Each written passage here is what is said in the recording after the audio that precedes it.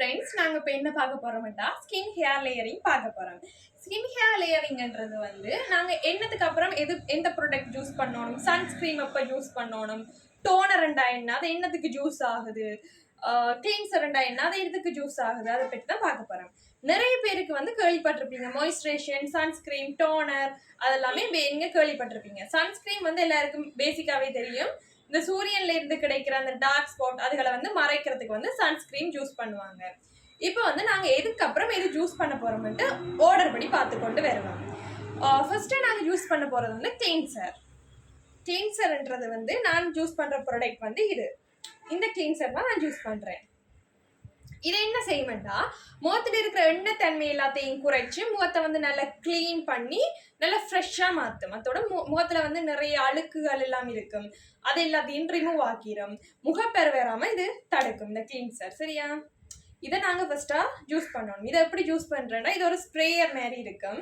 இதை வந்து முகத்தில் 3 ஸ்ப்ரே அடிச்சிங்கன்னா சரி.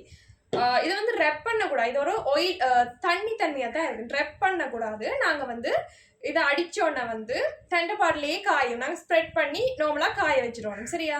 இது யூஸ் பண்ணி ஒரு 30 செகண்ட் 60 செகண்டில் வந்து அடுத்தது நாங்கள் யூஸ் பண்ண போகிறது வந்து டோனரில் வந்து நிறைய டோனர் இருக்குது. நான் வந்து இந்த கெட்டால டோனரை எடுத்துருக்கிறேன். சரியா? இந்த டோனரை நான் எடுத்துருக்கிறேன். இதை என்ன செய்ய போதுண்டா, இது ஸ்ப்ரே போட தான் இருக்க போகுது. இந்த டோனருக்கு பதிலாக நீங்கள் வந்து ரோஸ் வாட்டர் யூஸ் பண்ணிக்கொள்ளலாம். கிளீனருக்கு பதிலாக நீங்கள் வந்து ஃபேஸ் வாஷ் பண்ணிக்கொள்ளலாம். ஃபேஸ் வாஷ் பண்ணிவிட்டு நீங்கள் டோனர் அடிக்கலாம்.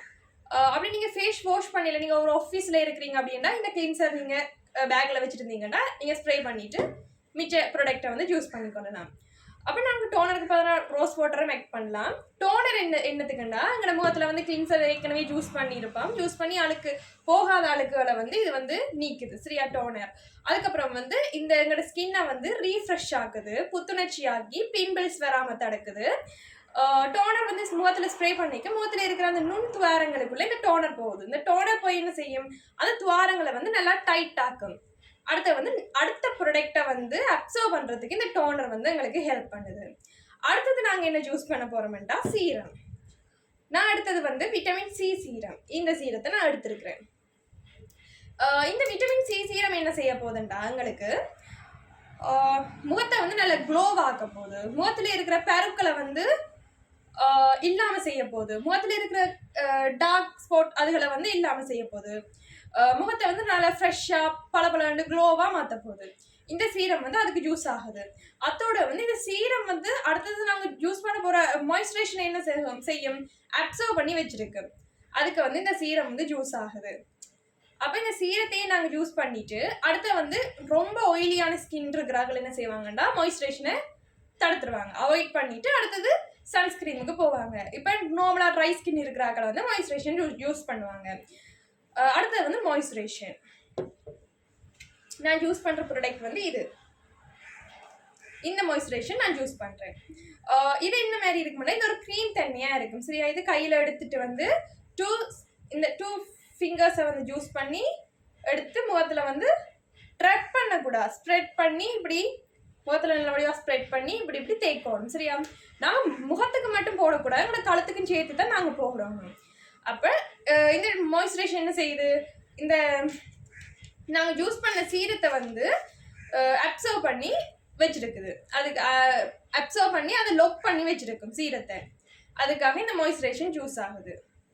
அடுத்தது நாங்கள் யூஸ் பண்ண போகிறது வந்து சன்ஸ்கிரீம் வந்து மோஸ்ட்லி எல்லாரும் யூஸ் பண்ணுற ஒரு விஷயம். வெளியில் போகிறாக்களும் சரி, வீட்டை இருக்கிறாக்களும் சரி, இது வந்து ஸ்கின்னை வந்து நல்லா க்ளோவாக்கும். அதோட நாங்கள் வெயிலுக்கு போயிட்டு வந்து எங்களோட வெயில் வந்து எங்களோட ஸ்கின் வந்து ரொம்ப டார்க் ஆகும், அதை வந்து தடுக்கும். ஜூவி கதிர்களோட பாய்ச்சலை வந்து இது வந்து எங்களோட ஸ்கின்ல படாமல் தடுக்குது. இதில் வந்து SPF 30+ இருக்கும். அது வந்து நாங்கள் டெய்லி யூஸ் பண்ணிக்கொள்ளலாம். SPF 50+ இருக்கும். அது வந்து நாங்கள் ஹெவி மேக்கப் போட போகிறோம், நிறைய ப்ராடக்ட் யூஸ் பண்ண போகிறோம்னா அதை யூஸ் பண்ணிக்கொள்ளலாம். நான் எடுத்தது வந்து SPF 20+. சரியா? இந்த சன்ஸ்கிரீன் தான் நான் யூஸ் பண்ணுறேன். இதைத்தான் நான் எடுத்துருக்கிறேன்.